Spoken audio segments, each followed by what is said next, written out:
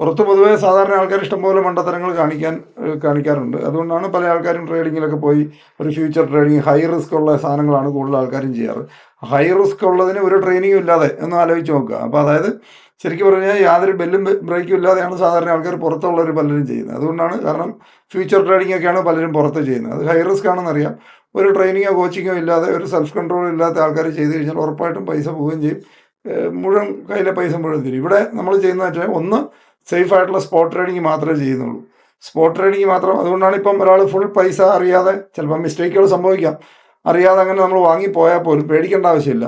ഒന്നെങ്കിൽ അതിൻ്റെ വില കുറഞ്ഞു വരുമ്പോൾ അതിൻ്റെ ഇരട്ടി അല്ല 2 ഇരട്ടിയോ 3 ഇരട്ടി രൂപയ്ക്ക് ഇപ്പോൾ വാങ്ങുക, വില കുറയുമ്പോൾ വാങ്ങുക. അപ്പം മിഡിലേക്ക് കയറി വരുമ്പോൾ നമുക്ക് പ്രോഫിറ്റ് തന്നെ വിൽക്കാൻ പറ്റും. അല്ലെങ്കിൽ തിരിച്ച് ഈ മാർക്കറ്റ് ഇവിടം വരെ കയറി വരുന്നിടം വരെ ഇരിക്കുക. ഞാനെപ്പോഴും പറയാറുള്ള ഉദാഹരണമാണ്, നമ്മൾ ശരിയായ രീതിയിൽ ഇതിൻ്റെ റൂള് കീപ്പ് ചെയ്ത് നമ്മൾ കളിച്ചില്ലെങ്കിൽ, നമ്മൾ ചെറുപ്പത്തിലൊക്കെ നമ്മൾ ഈ കളികളൊക്കെ നടക്കുമ്പം നമ്മൾ മാത്രം ഔട്ടായിട്ട് കൂട്ടുകാർ കളിച്ചുകൊണ്ടിരിക്കുന്നത് നമ്മൾ പുറത്ത് കല്ലിലിരിക്കില്ലേ എന്ന് പറയുന്ന പോലെ നോക്കിയിരിക്കേണ്ടി വരും. അതേ ഉള്ളൂ, വേറെ നഷ്ടമൊന്നും വരുന്നൊന്നുമില്ല.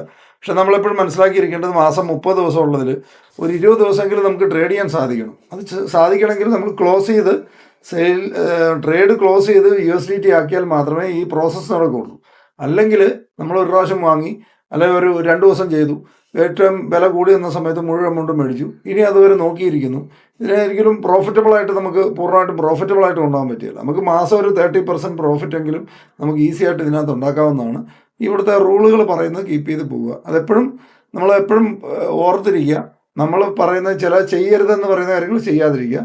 ചെയ്യണം എന്ന് പറയുന്ന എല്ലാം ചിലപ്പോൾ നമുക്ക് ചെയ്യാൻ പറ്റിയില്ലെങ്കിലും ചെയ്യരുത് എന്ന് പറയുന്ന കാര്യങ്ങൾ ചെയ്യാതിരിക്കാൻ ശ്രമിക്കുക. അതാണ് ഏറ്റവും പ്രധാനപ്പെട്ട ഒരു കാര്യം. അപ്പോൾ എപ്പോഴും നമ്മൾ പറയുന്നതുണ്ട് 10% കൂടുതൽ വാങ്ങാതിരിക്കുക. പ്രത്യേകിച്ച് ബുള്ള് നിൽക്കുമ്പോൾ, അതായത് റെസിസ്റ്റൻസ് എന്ന് പറയുന്നത് ഏറ്റവും കയറി നിൽക്കുന്ന ഒരു സമയം. അതിനെയാണ് നമ്മൾ രാവിലെ ചാർട്ട് വരുമ്പോൾ റെസിസ്റ്റൻസ് എന്ന് പറയുന്നത് ഏറ്റവും ഉയർന്നു നിൽക്കുന്ന പോയിന്റുകളെയാണ് റെസിസ്റ്റൻസ് എന്ന് പറയുന്നത്. ആ റെസിസ്റ്റൻസിൻ്റെ അടുത്താണ് റേറ്റ് നിൽക്കുന്നതെങ്കിൽ വളരെ കെയർഫുള്ളായിട്ട് കളിക്കാവുള്ളൂ. 10% കളിക്കാവുള്ളൂ. ഞാൻ എപ്പോഴും പറയാറുണ്ട്, നിങ്ങൾ റെസിസ്റ്റൻസിൻ്റെ അടുത്താണ് റേറ്റ് നിൽക്കുന്നതെങ്കിൽ, ക്രിക്കറ്റിലാണെങ്കിൽ നമ്മൾക്ക് വിക്കറ്റിന് ഇല്ലയെന്ന് വിചാരിക്കുക, അപ്പോൾ സിംഗിൾ അടിച്ച് നിൽക്കുക.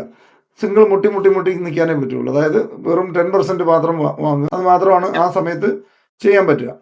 അത് കഴിഞ്ഞാൽ സപ്പോർട്ട് ലെവലിലാണ് പിന്നെ നമുക്ക് റിസ്ക് എടുക്കാം. നമ്മൾ ഒരിക്കലും റെസിസ്റ്റൻസ് ലെവലിൽ റിസ്ക് എടുക്കാതിരിക്കുക. റെസിസ്റ്റൻസ് ലെവലിൽ റിസ്ക് എടുത്തിട്ടുണ്ടെങ്കിൽ ചിലപ്പോൾ നമ്മൾ ഇതുപോലെ സ്റ്റക്ക് ആവാതിരിക്കാൻ ശ്രദ്ധിക്കുക എന്നുള്ള ഒരു മിനിറ്റ് സ്റ്റക്ക് ആവാതിരിക്കാൻ ശ്രദ്ധിക്കുക എന്നുള്ളതാണ് ഏറ്റവും പ്രധാനമായിട്ട് ചെയ്യേണ്ടത്.